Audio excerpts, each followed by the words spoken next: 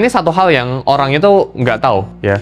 Tapi sebenarnya di 2020 kemarin ya, persis kurang lebih 5 sampai 6 tahun yang lalu, The Fed ya, alias Central Banks dari US ini baru aja ngelakuin update ya, bahwa ke depannya ya, the board reduce reserve requirement ratio to 0% effective March 2020 ya, March 26. This action eliminated reserve requirements for all depository institutions ya.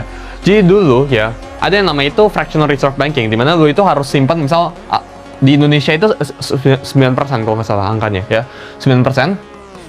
Jadi ketika ada nasabah lagi ngelakuin deposit, contohnya $100 ya, bank atau Goldsmith kita ngomongnya, ini harus simpen 9% ya, ini kalau di Indonesia angkanya ya. Jadi kalau mereka pengen pinjemin keluar ya, misal bank ini pengen pinjemin ke orang B ini orang A sebelah sini, ini orang B ya, mereka dia nggak boleh pinjemin $100, dia nggak boleh bikin kredit $100, dia boleh bikin itu kredit dikurangin sama segini. Misal fractional reserve banking itu 10%, maka dia boleh bikin kreditnya itu kredit $90 kredit ya bentuknya ya.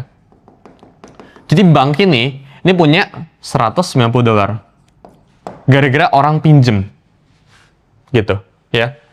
Ya, ini lo bisa baca. The following context explains the board authority reserve requirement and how reserve requirements were administrated prior to the change ratio to 0. Jadi sekarang di US itu lo nggak butuh 10%, lo nggak butuh simpan apa-apa. Jadi pada dasarnya kalau orang ada store $100, ya lo boleh bikin kredit $100 lagi. Ini udah nggak jadi 190, ini udah jadi 200. Dan ini terjadi pada saat COVID. Makanya kita tahu ya, 40% dari US dollars itu dicetak pada saat COVID, pada saat 2020-2021.